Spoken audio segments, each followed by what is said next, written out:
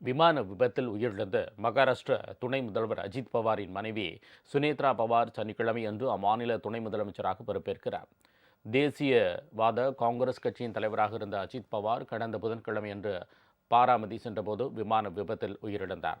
அவருடன் சென்றவர்களும் விமானிகள் உட்பட 6 பேரும் விமானம் தீப்பிடித்து எரிந்ததில் பரிதாபமாக உயிரிழந்தனர்.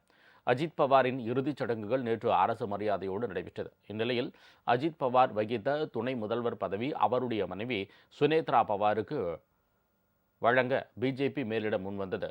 இதனை ஏற்றுக்கொண்ட சுனேத்ரா மும்பையில் சனிக்கிழமை காலை நடைபெறும் விழாவில் துணை முதலமைச்சராக பொறுப்பேற்க உள்ளார். அஜித் பவார் மறைவுக்கு அம்மாநில அரசு 3 நாள் அரசுமுறை துக்கம் கடைபிடித்தது.